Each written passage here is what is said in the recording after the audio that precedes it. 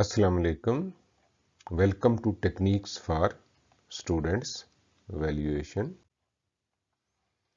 Students Valuation की मुख्तलिफ techniques हैं जिसमें से 17 का हम तज़किरा इस गुफ्तगू में करेंगे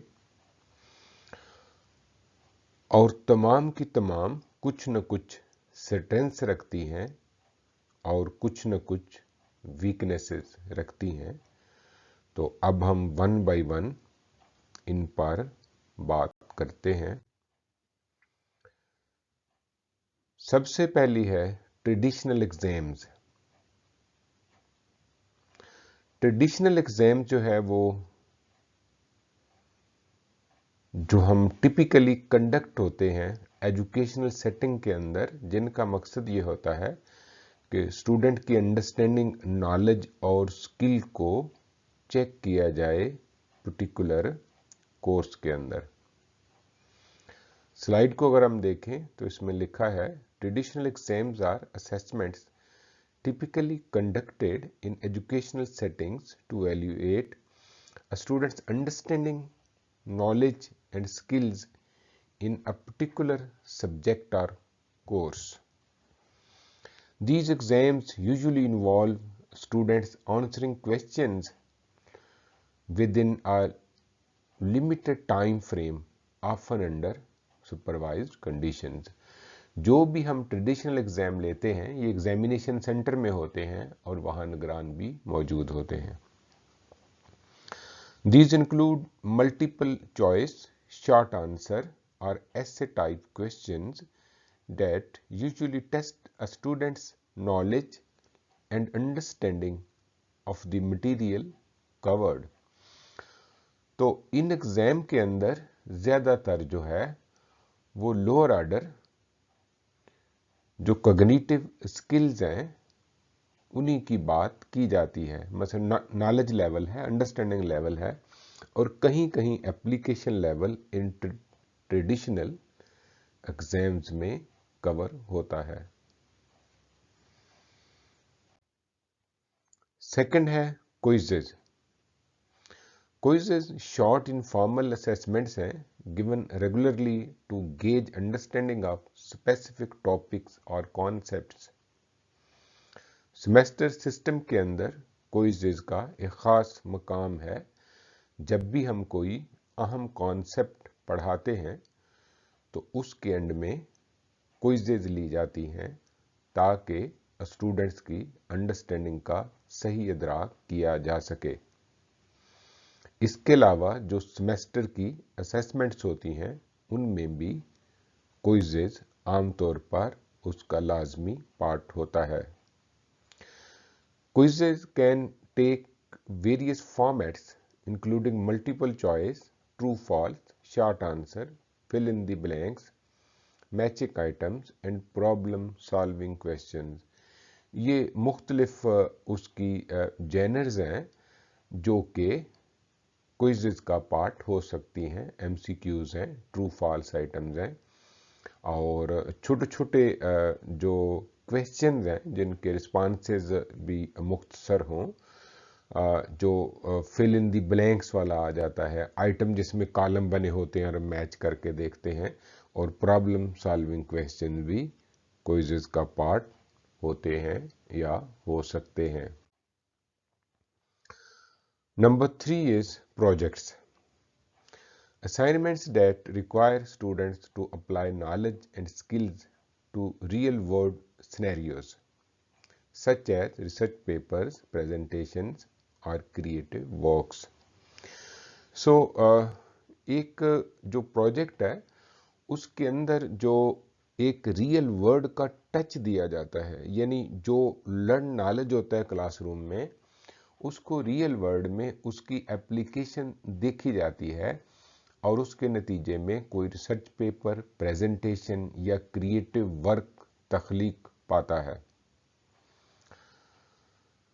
projects are comprehensive tasks are assignments that require students to apply what they have learn in a practical और क्रिएटिव मैनर। सो जो प्रैक्टिकल स्किल्स होती हैं वो आमतौर पर वो लेसन जो रियल लाइफ के लिए होते हैं उनकी डेमोन्स्ट्रेशन जो है वो प्रोजेक्ट की सूरत में की जाती है। इसमें कोई प्रैक्टिकल या क्रिएटिव वर्क इन्वॉल्व होता है। Projects can take various forms including research papers, experiments, presentations, artistic creations, prototypes, simulations and more।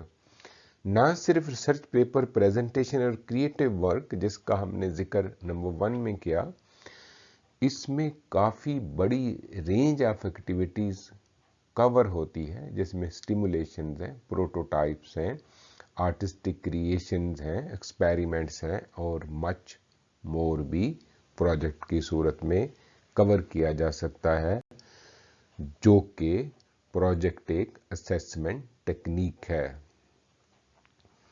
It typically involves a speaker delivering content supported by visuals such as slides, images और videos.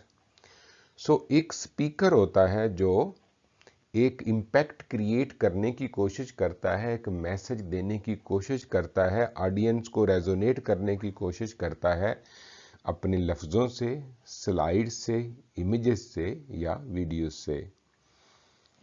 4 is presentations can be used for various purposes including informing, persuading or educating an audience on a particular topic or subject matter। Presentation का मकसद बाज़ औक़ात बताना होता है, बाज़ औक़ात कायल करना होता है, बाज़ औक़ात एजुकेट करना होता है, अवेयर करना होता है किसी भी टॉपिक या सब्जेक्ट मैटर पर। अब आते हैं 5th पर। 5th में देखें, ये हैं portfolios. Portfolios are curated collections of work, achievements or artifacts that show an individual skill, experience and accomplishments। ये एक पोर्टफोलियोज में एक कलेक्शन ऑफ वर्क होती है, एक क्यूरेशन होती है, एक तरतीब होती है, उसमें कोई ना कोई उसकी अरेंजमेंट की कोई ना कोई लॉजिक होती है, रीज़न होती है। और पोर्टफोलियो मुश्तमिल होता है अचीवमेंट्स पर, कुछ आर्टिफैक्ट्स पर जो फन पा रहे हैं, जिनसे पता चलता है कि इंडिविजुअल की स्किल क्या है, तजर्बा क्या है और उसने आज तक क्या अचीव किया है। ये एल्बम की शक्ल में हो सकता है, रिटन हो सकता है, ये कोई टेंजिबल चीज़ें हो सकती हैं, ये कोई फाइल हो सकती है, ये कोई फोल्डर हो सकता है। Second is they can include a variety of materials such as writing samples, artwork, projects, certifications and other evidence of learning and growth। इसका मकसद एक तो ये होता है कि at the given point in time जब पोर्टफोलियो चेक करते हैं तो स्टूडेंट किस लेवल पर है। दूसरा, इससे ये पता चलता है कि स्टूडेंट किस रास्ते से गुजर कर यहाँ पहुँचा है, क्योंकि वो जब सेमेस्टर में एंटर होता है तो शुरू की उसकी जो काम है वो भी लगा होता है, मिड का काम भी लगा होता है, आखिर वाला काम भी लगा होता है। तो इससे बड़े अच्छे तरीके से हम एवेल्यूएशन कर सकते हैं। 3 is portfolios serve as comprehensive tool for presenting one's capabilities to potential employers, academic institutions or other audiences, providing a tangible demonstration of skills, creativity and expertise। Portfolios हम एम्प्लॉयर्स को भी दिखा सकते हैं, दूसरे इदारों को भी दिखा सकते हैं, ऑडियंस को भी दिखा सकते हैं, जिससे वो एविडेंस बेस्ड हमारी स्किल्स, क्रिएटिविटी और एक्सपर्टीज को देख सकते हैं। 4 is it shows the progress of students over time। जैसा मैंने जिक्र किया, वक्त के साथ साथ स्टूडेंट कैसे डेवलप करता है ये पोर्टफोलियो दिखाता है। 5 is portfolios may be used as formative and summative assessment।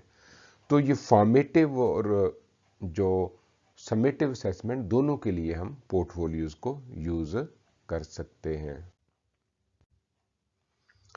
7th is self assessment।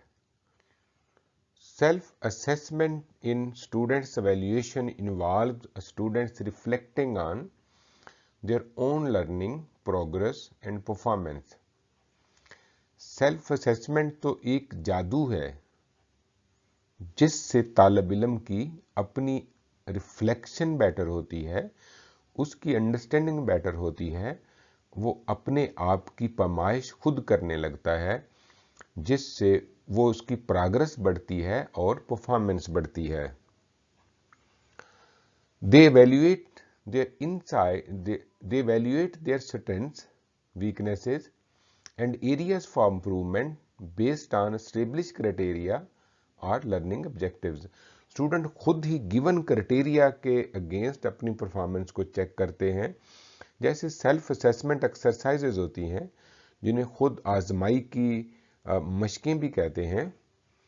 अगर हम पॉइंट 3 को देखें तो self assessment encourages metacognition, allowing students to take ownership of their learning process, set goals, monitor their progress. तो self assessment से उनकी understanding of the understanding बेहतर होती है, नॉलेज ऑफ देयर नॉलेज बेहतर होता है, जिसको मेटाकॉग्निशन कहते हैं, जिससे स्टूडेंट की अपनी जो लर्निंग की वो खुद जिम्मेदारी लेता है, अपने गोल खुद सेट करता है और अपनी प्रोग्रेस को खुद वो मॉनिटर करता है। 4 is it promotes self awareness, autonomy and accountability, empowering students to become more active and engaged in learning। इससे स्टूडेंट्स जो है वो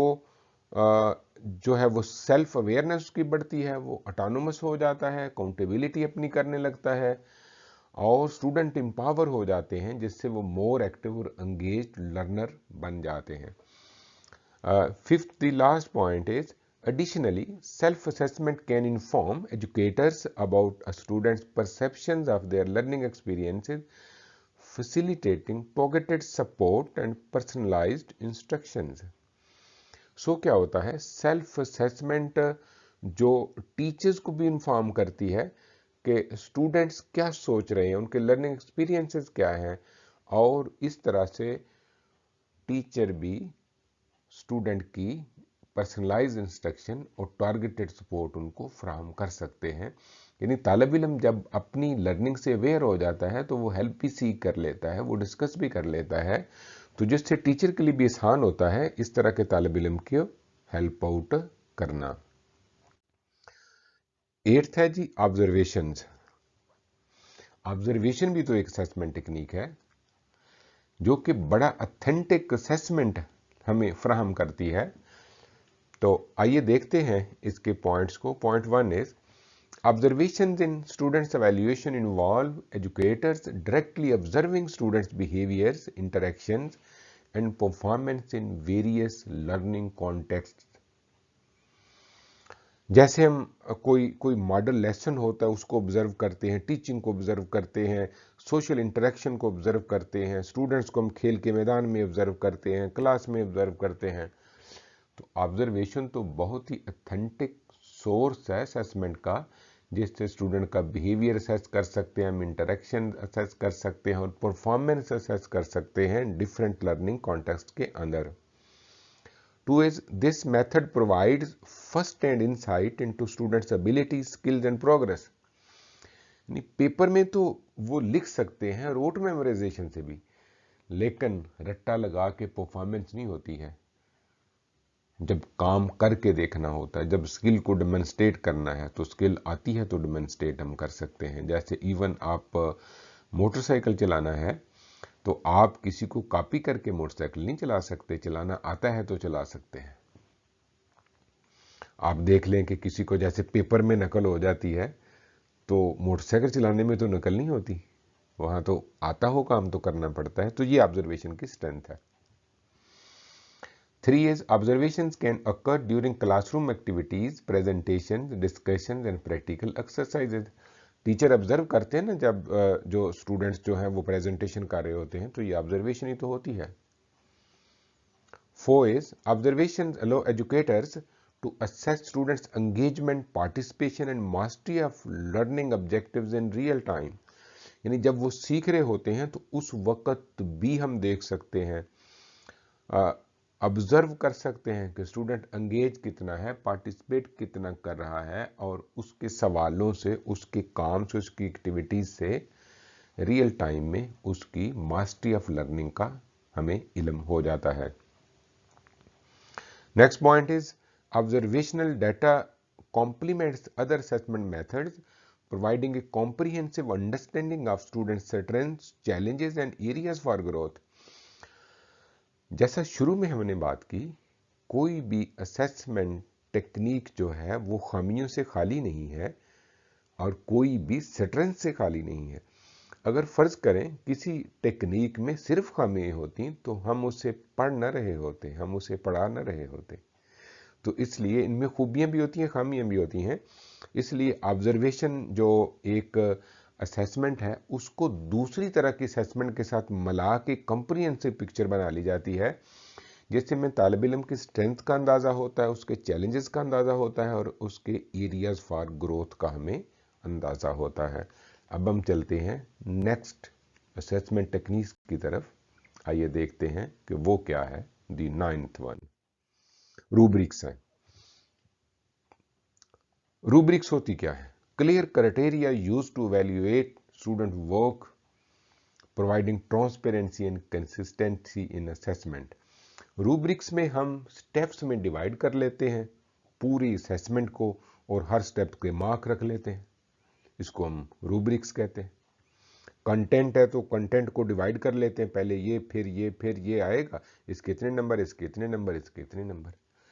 तो इससे ट्रांसपेरेंसी भी मिलती है। अगर हम कोई हमसे पूछ ले कि आपने ये पेपर मार्क कैसे किया है, तो हम दिखा सकते हैं कि इसके मैंने इतने नंबर दिए, इस पार्ट के इतने नंबर दिए, और इससे हमारी इवैल्यूएशन में कंसिस्टेंसी भी होती है। Number 2 is rubrics are valuable tools for promoting clear, consistent and objective assessment practices. तो रूब्रिक्स बहुत ही ज़बरदस्त चीज़ है जिससे क्लियर, कंसिस्टेंट और ऑब्जेक्टिव असेसमेंट्स होती हैं। यानी इसमें हम जो है बायस को कम करते हैं रूब्रिक्स से।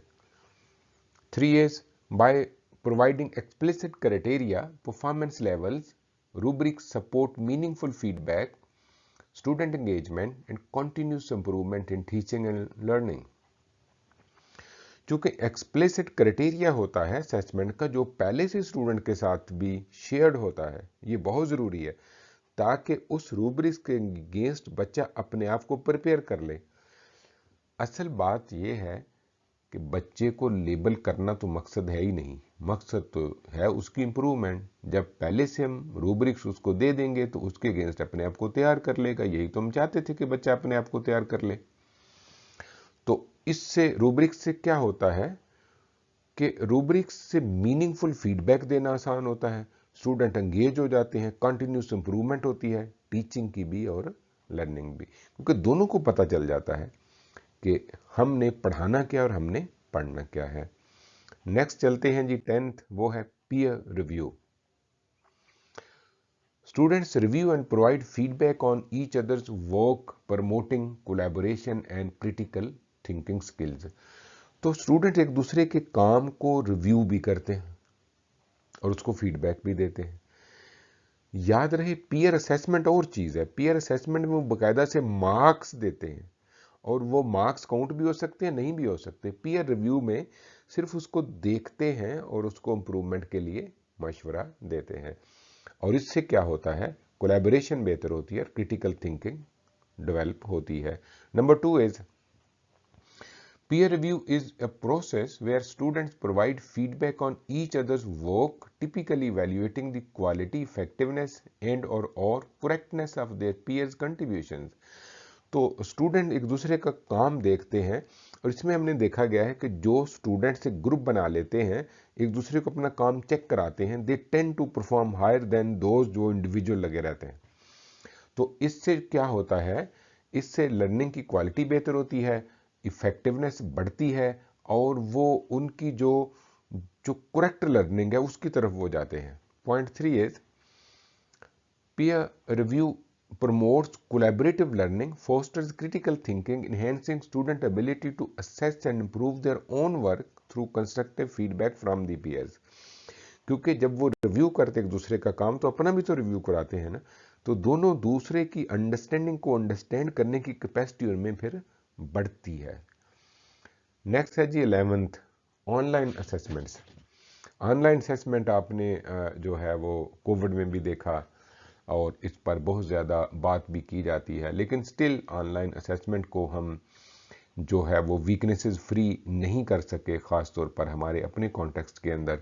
तो इसलिए अब ऑनलाइन असेसमेंट लोकल यूनिवर्सिटीज़ में से कोई भी नहीं कर रहा, सिर्फ पार्शियली करते हैं ऐसी चीज़ों की जो कि ओपन बुक एग्ज़ाम वगैरह होते हैं, क्विज़ वगैरह होते हैं। अदरवाइज़ ये बहुत ज़्यादा प्रेवलेंट अभी तक नहीं हो सकी, फ्यूचर में होने का चांस है। इसकी बहुत ज़्यादा इसकी वेरिएंट भी है, मसलन ऐसा भी है कि वो जो ऑनलाइन असेसमेंट्स के अंदर जो आई की मूवमेंट को भी देखते हैं और स्क्रीन भी जैम हो जाती है, लेकिन इसके बावजूद भी बहुत कुछ करना भी बाकी है। आइए देखते हैं। Utilizing digital platforms for quizzes, exams or interactive activities offering flexibility and immediate feedback। तो ये जो क्विज़ेस होते हैं, एग्जाम्स होते हैं, जो ऑनलाइन होते हैं, आपको पता है फ़ौरन ही फीडबैक मिल जाता है। आमतौर पर ये फॉर्मेटिव असेसमेंट के लिए बड़े ही यूज़फुल हैं। खुद आजमाई के लिए स्टूडेंट अपनी लर्निंग को बेटर कर रहे हैं तो उसके लिए ये बड़े यूज़फुल हैं। Number 2 is online assessments for students evaluation involve utilizing digital platforms and tools for to administer tests, quizzes, assignments and other evaluation tasks। तो ये डिजिटल प्लेटफॉर्म होते हैं, उसके पीछे ह्यूमन भी होते हैं, होने भी चाहिए, ह्यूमन भी ऑनलाइन इसको इंटरेक्ट करते हैं, लेकिन ज़्यादातर ये प्लेटफॉर्म्स ही होते हैं, सॉफ्टवेयर ही होते हैं जो कि हमें फीडबैक देते हैं। इवन आप लैंग्वेज लर्निंग में देख लें, बाकी सब्जेक्ट्स में देख लें, तो ऐसे ऐसे प्लेटफॉर्म मौजूद हैं जिन पर हम पढ़ भी सकते हैं, जिन पर टेस्ट भी टेक कर सकते हैं, जो हमें प्रॉपर गाइडेंस भी देते हैं, और फिर आखिर में हमें मास्टरी का एक लेवल भी देते हैं कि आपकी जो कैपेसिटी है इस सब्जेक्ट में इस लेवल पर है। Point 3 is these assessments can range from multiple choice quizzes to essays, projects and interactive assignments. इनमें ये सारा कुछ हो सकता है, यानी ऑनलाइन असेसमेंट में जितनी भी टेक्निक्स हमने पढ़ी हैं वो सारी की सारी यूज़ हो सकती हैं। Number 4 is online assessment offers several advantages including flexibility, scalability, automatic grading capabilities and ability to provide immediate feedback to students। और इसमें जो है वो जाहिर है हमें फ्लेक्सिबिलिटी भी मिलती है, स्केलेबिलिटी यानी उसको मार्क्स भी दे सकते हैं, किसी स्केल के अगेंस्ट भी उसको सर्च कर सकते हैं, ऑटोमेटिक ग्रेडिंग भी हो सकती है, और इनमें फ़ौरन चूँकि फीडबैक देने की एबिलिटी होती है। जब स्टूडेंट लर्निंग मोड में बैठा होता है फ़ौरन फीडबैक मिलता है, फ़ौरन अपने आप को इम्प्रूव कर लेता है। अगर तालिब इल्म ने काम आज सबमिट किया है, 4 दिन के बाद फीडबैक मिलेगा, तब वो लर्निंग मोड में नहीं होगा, तब उसका फ़ायदा भी इतना नहीं होता, होता तो है लेकिन बहुत ही कम होता है। Number 5 is online assessments also enable educators to track student progress, identify areas for improvement, and customize learning experience based on individual needs। तो ऑनलाइन असेसमेंट जो उसमें वो सवालों के जवाब से अंदाज़ा लगा लेते हैं कि तालिब इल्म का लेवल क्या है, और वो उस लेवल की ही फिर मटीरियल लर्निंग के लिए देते हैं, और आस्ता आस्ता उसके लेवल को राइज करते हैं। क्योंकि लर्निंग में लेवल बड़ा अहम है। अगर हम किसी लोअर लेवल के स्टूडेंट को हाई लेवल का मटेरियल दे देंगे तो उससे कुछ नहीं सीख सकेगा। इस तरह जो हाई लेवल का स्टूडेंट है उसको लोअर लेवल का मटेरियल दे देंगे, उसका भी वक्त ज़ाया होगा। तो लेवल और जो लर्निंग मटेरियल का लेवल है वो आपस में मैच करने चाहिए, ताकि वो सही मानों में जो मटेरियल है वो स्टूडेंट की लर्निंग को एक तरह से इन्हेंस कर सके, उसको मूव कर सके, उसको रेजोनेट कर सके। नेक्स्ट है जी हमारा 12th प्रॉब्लम सॉल्विंग एक्सरसाइजेज। सो इसको अगर हम देखें तो assignments and assessment that require students to apply critical thinking and problem solving skills to solve complex problems. तो ऐसी असाइनमेंट या असेसमेंट जिनमें प्रॉब्लम सॉल्विंग फोकस होती है, उसमें स्टूडेंट क्रिटिकल थिंकिंग को इस्तेमाल करता है पेचीदा मसाइल को हल करने के लिए। लाइफ तो मसलों से बड़ी पड़ी है, अगर हम उनको यूनिवर्सिटियों में, स्कूलों में, कॉलेजों में मसले हल करना नहीं सिखाएंगे तो कैसे स्टूडेंट रियल लाइफ के प्रॉब्लम को सॉल्व कर सकेंगे। और इसका बड़ा फिर नुकसान भी होता है, वो छोटे छोटे मसलों को लेकर बैठ जाते हैं और उनके सोल्यूशन के लिए फिर ढूंढते फिरते हम किससे मशवरा करें। मशवरा अच्छी बात है, लेकिन जाहिर है प्रॉब्लम सॉल्विंग तो आनी ही चाहिए।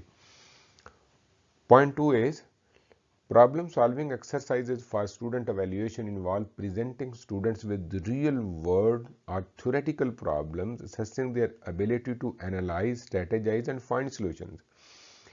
यानी प्रॉब्लम सॉल्विंग एक्सरसाइजेज में हम रियल लाइफ से या फिर उनको थ्योरेटिकल प्रॉब्लम उनके सामने रखते हैं और उसे कहते हैं कि उनको सॉल्व करो, जिससे उनकी एनालिसिस की एबिलिटी डेवलप होती है, स्ट्रेटेजाइज करने की यानी प्लान करने की, फ्यूचर में प्लान करने की और अच्छी प्लानिंग करने की एबिलिटी डेवलप होती है और मसाइल का हल करने की एबिलिटी उनमें डेवलप होती है।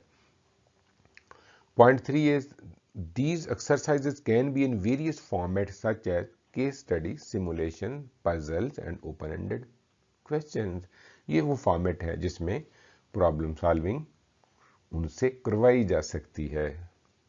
किस केस में? सिमुलेशन उनको दी जा सकती हैं, उनसे बनवाई जा सकती हैं, केस स्टडीज उनसे करवाई जा सकती हैं। केस स्टडीज उनके सामने रख के उन्हें ये पूछा जा सकता है कि इस बंदे को ये प्रॉब्लम है, बताओ हल क्या है। पजल दी जा सकती हैं, ओपन एंडेड क्वेश्चन दिए जा सकते हैं, जिस तरह ISSB में आपने देखा। Number 4 is they aim to gauge students critical thinking, creativity and application of knowledge in practical scenarios. तो प्रॉब्लम सॉल्विंग एक्सरसाइजेस से क्या होता है, हमें स्टूडेंट की क्रिटिकल थिंकिंग का हम अंदाजा कर लेते हैं, गेज कर लेते हैं उसको, उसकी क्रिएटिविटी को गेज कर लेते हैं, उसकी application of knowledge in practical scenarios को गेज कर लेते हैं। यही तो तैयारी है फ्यूचर की, फ्यूचर लाइफ की। Last point is point 5, feedback on problem solving exercises help students understand their strengths and areas for improvement, fostering continuous learning and skill development।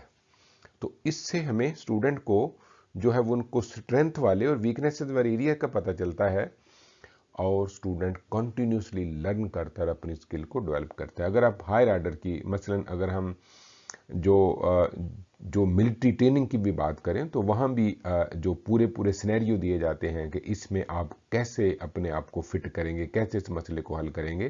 तो प्रॉब्लम सॉल्विंग बहुत बड़ी एबिलिटी है, अगर हम इस स्किल को असेस करेंगे तो ये डेवलप भी होगी और फ्यूचर में काम भी आ सकेगी। आइए हम चलते हैं नेक्स्ट की तरफ, ये है simulations. Sub point 1 is virtual or real life simulations where student can apply theoretical knowledge or to practical situations, allowing for experiential learning and assessment। तो सिमुलेशन आजकल के दौर में बहुत ही ताकतवर चीज़ है, जिससे हम जो है वो हकीकी ज़िंदगी को क्लासरूम में ले आते हैं सिमुलेशन के ज़रिए।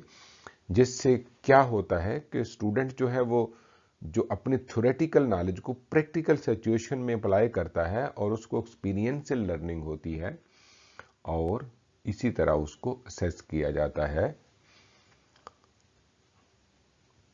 सब point 2, simulations for a student evaluation involve interactive scenarios or virtual environments designed to replicate real life situations। तो ये एक खेल की तरह पूरे का पूरी हकीकी जिंदगी का एक अक्स बना लिया जाता है और फिर स्टूडेंट उसमें देखता है कि अब ये मसला उसने कैसे हल करना है। सब point 3, students engage in simulated activities they that require decision making, problem solving and application of knowledge। तो स्टूडेंट को सिमुलेशन के जरिए रियल लाइफ की एक्टिविटीज में इन्वॉल्व किया जाता है, जिससे वो फैसला करना सीखते हैं, मसले को हल करना सीखते हैं और पिछले सीखे हुए इल्म को इस्तेमाल करना सीखते हैं। नेक्स्ट पॉइंट है simulations can be used to assess skills, competencies and understanding across various subjects and disciplines. Simulation तो तमाम सब्जेक्ट में यूज हो सकती है, सीधी मेडिकल साइंसेज, सीधी इंजीनियरिंग, सीधी टीचिंग, सीधी social sciences, see anything. Sub point 5 simulations provide a dynamic and immersive learning experience, allowing students to practice skills in a risk-free environment while providing educators with valuable insights into students' abilities and performance. अगर आप गौर से देखें तो जैसे driving है, driving को simulation से सीख लें और उनके पास पूरे का पूरा सामने एक सड़क आ रही होती है, उनके पास स्टीयरिंग होता है, गियर होता है, क्लच होता है और वो ड्राइविंग सीख रहे होते हैं, रियल में सड़कें मुड़ रही हैं, दूसरी गाड़ियां आ रही हैं, जा रही हैं, वो ड्राइविंग भी सीख लेता है, रिस्क फ्री भी होता है, सड़क पर निकलना खतरे से खाली नहीं होता। लेकिन अगर वो सिमुलेशन से ड्राइविंग को सीखता है तो उसे बहुत ज़्यादा फ़ायदा होता है, रिस्क फ्री एनवायरनमेंट में वो सीख लेता है। अगरचे सिमुलेशन में सीखने के बाद भी जब वो सड़क पर जाएगा तो उसे अपनी स्किल्स को माइनर एडजस्टमेंट करनी है, लेकिन सिमुलेशन से सीखा हुआ रियल लाइफ में बहुत हेल्पफुल होता है और जिससे स्टूडेंट को वैल्यूएबल इंसाइट मिलती है उसकी एबिलिटी के बारे में, परफॉर्मेंस के बारे में और ऑफ कोर्स टीचर को भी ये इन्फॉर्मेशन अवेलेबल होती है। नेक्स्ट चलते हैं जी, 14 जो टेक्निक है वो है इंटरव्यूज़। इंटरव्यूज़ में भी हमें स्टूडेंट की एबिलिटी का, उनके नॉलेज का, उनके माइंडसेट का, उनके एक तरह से एटीट्यूड का अंदाज़ा हो जाता है, उनके एप्टीट्यूड का अंदाज़ा हो जाता है। तो ये भी असेसमेंट टेक्निक है इंटरव्यूज़ भी। आप देखें बड़ी बड़ी जो सर्विसेज हैं उनमें भी इंटरव्यूज़ किए जाते हैं और इंटरव्यू से असेस किया जाता है कि ये बंदा कितना कामयाब होगा अपने फ्यूचर टास्क में जो उसको दिया जा रहा है।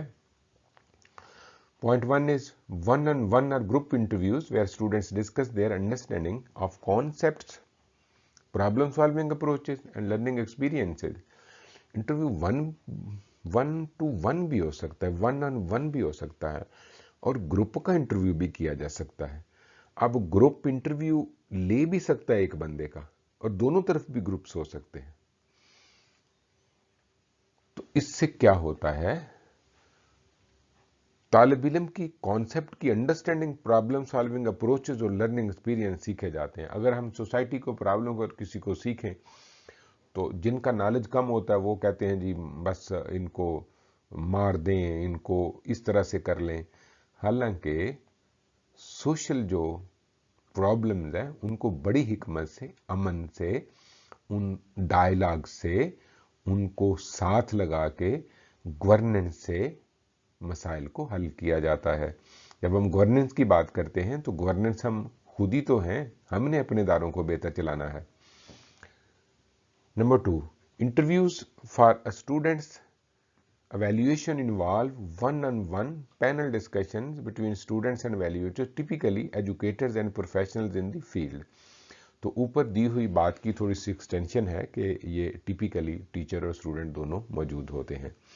Point 3 is during the interview students may be asked about their academic achievements, goals, interests, experiences and problem solving abilities. यानी उनसे पूछा जाता है कि आप ये क्या है, तो उनसे उनके माइंडसेट का पता चलता है।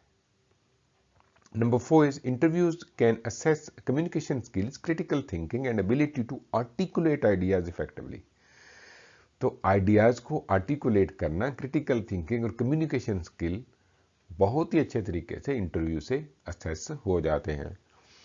सब point 5 is interviews provide a more personalised assessment approach, allowing educators to gauge students' individual strengths, weaknesses and potentials. Interview से हम इंडिविजुअल की स्ट्रेंथ्स को, कमजोरियों को और फ्यूचर में कितने कामयाब होने का चांस है इसका अंदाजा लगा लेते हैं। लास्ट सब point 6 is feedback from interviews can help students reflect on their progress and areas for growth.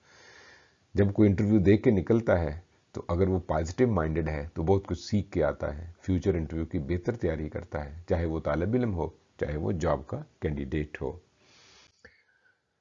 15th one is surveys and questionnaires. ये भी तो असेसमेंट टेक्निक है ना, सर्वेज एंड असेसमेंट्स है।